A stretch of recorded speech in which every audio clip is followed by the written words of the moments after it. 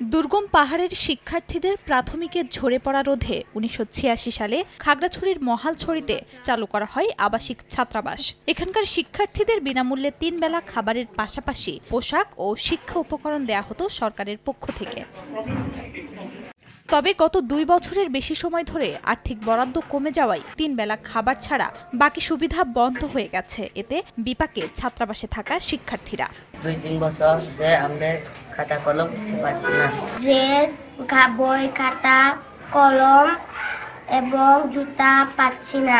এদিকে ২ লাখ টাকার বেশি বিল বকেয়া থাকায় ছাত্রাবাসের সংযোগ বিচ্ছিন্ন করার নোটিশও দিয়েছে বিদ্যুৎ বিভাগ। আমার ঊর্ধ্বতন কর্তৃপক্ষ আমাকে চাপ দিয়েছে, আমি লাইনটা ওদের সংযোগটা বিচ্ছিন্ন করতে চাচ্ছিলাম। আমি বলছিলাম যে ঠিক আছে, আপনারা 50% টাকা অন্তত পক্ষে এখন পে করেন, পরে চালান, যখন হবে ধীরে ধীরে আবার দিয়েন। তো এই ধরনের কথা বলছিলাম, তারপরে তো ওরা যোগাযোগ করেনি। অর্ধেক পাউডারে দ্বিগুণ উজ্জ্বলতা, নতুন রিন অ্যাডভান্সড অর্ধেক পাউডারে দ্বিগুণ উজ্জ্বলতা।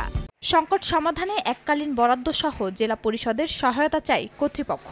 আর জেলা পরিষদ বলছে, বরাদ্দের জন্য একাধিকবার প্রাথমিক ও গণশিক্ষা মন্ত্রণালয়ে চিঠি দেয়া হয়েছে। বর্তমানে সেরকম সুযোগ নাই। 2 বছর ধরে বিদ্যুৎ অফিস থেকে নোটিশ প্রদান করে যে কোনো সময় হয়তো বিচ্ছিন্ন করে দিতে পারে। কোমলমতি শিক্ষার্থীরা এখানে থাকে, তাদের বিরাট অসুবিধা হবে। বরাদ্দ পাওয়ার পরে আশা করি আমরা এখন বর্তমানে বিদ্যমান যে সমস্ত সমস্যাগুলো আছে এই সমস্যাগুলো আমরা কাটিয়ে উঠতে পারবো। ২ একর জমির উপর নির্মাণ করা মহালছড়ি আবাসিক ছাত্রাবাসে বাস করে ১০০ শিক্ষার্থী। তাদের মধ্যে ৫৮ জন ছেলে ও ৪২ জন মেয়ে শিক্ষার্থী। সময় সংবাদ, খাগড়াছড়ি।